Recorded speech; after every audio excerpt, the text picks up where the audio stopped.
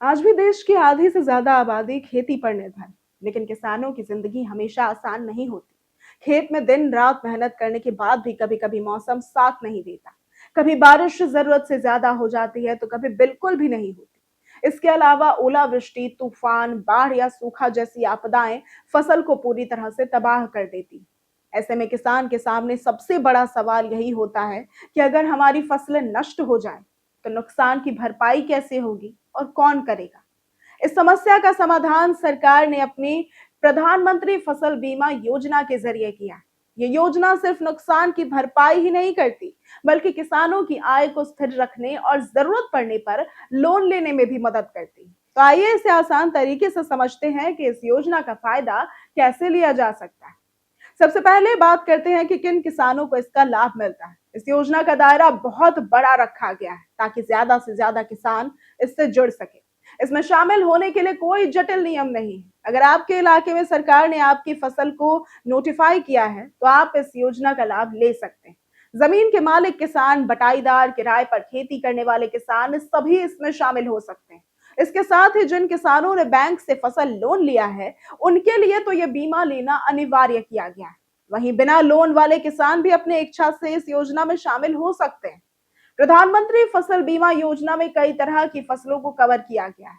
इसमें मुख्य रूप से अनाज और दलहन, तिलहन, बागवानी फसलें और व्यावसायिक फसलें शामिल हैं। ध्यान देने वाली बात यह है कि हर राज्य में कुछ निश्चित फसलों को ही कवर किया जाता है, इसलिए आवेदन करने से पहले ये लिस्ट जरूर देख लें कि आपकी फसल इसमें शामिल है या नहीं।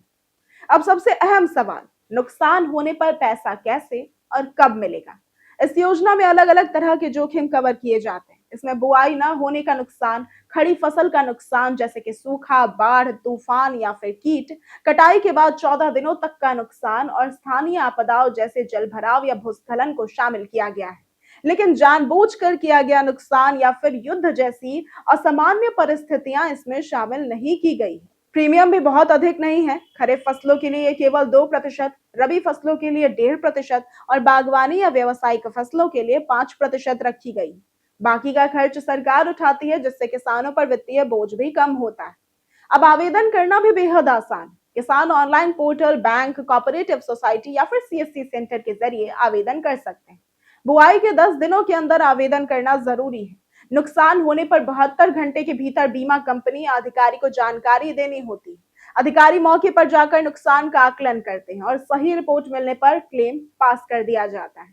मुआवजा सीधे किसान के बैंक खाते में भेजा जाता है और इस तरह प्रधानमंत्री फसल बीमा योजना किसानों को सुरक्षित और स्थिर आय देती है और प्राकृतिक आपदाओं के डर को भी कम करती है।